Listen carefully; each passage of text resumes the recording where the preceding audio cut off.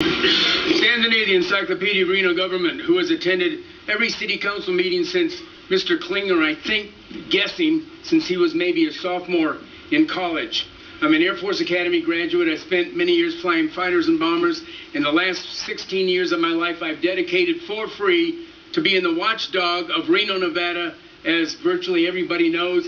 And I could ask him right now if he knows who Sam Dehne is, if he's heard of him, and if he says he has not heard of Sam Dehne, then I say don't hire him.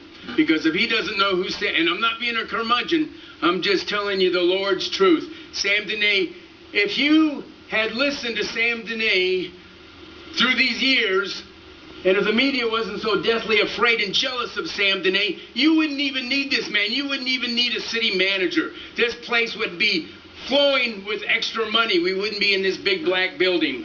Anyway, I'm not here to speak for or against this man necessarily. I do want to say one thing. I volunteered to be the city manager for half of the salary that he is going to work for. And I know this city upside down, inside out, and I know money people around town, and I'm not trying to speak against him. Maybe the fact, by the way, you must have heard of the Sam Dehne kiss of death by now. I'm guaranteeing you that they're going to vote unanimously to hire you. Thank you. Good chortle, Mr. Mayor. But I do want to say one thing, and I'm going to give this young man, some free time before I, you might say, pick on him like I used to pick on Charles the Wizard McNeely, and it looks like he's going to be a combination of Charles the Wizard McNeely and Andy the Magician Green. So you're actually getting 2 for 1, so that sounds like a pretty good deal. But he's going to need a go-to guy.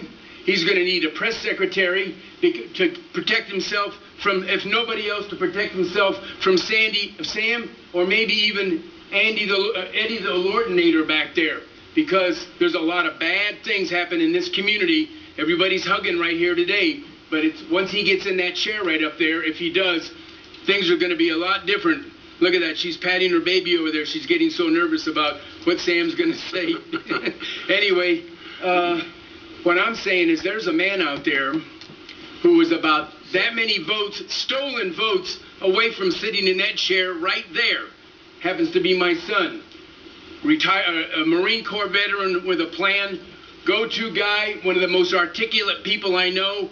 He's not quite as bombastious as his father, but I would recommend that he hire him immediately at a negotiated salary to be his go-to guy and press secretary, and just a person who might protect him. Plus, he's a little beefier than his father.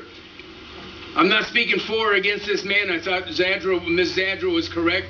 The process seems to be pretty quick. And as I close out, if he's so darn good for Reno, it kind of worries me that now the state is going to be losing this wonderful man, and the state is already in this horrible pickle. Thank you very much. Can I have another minute? No, sir.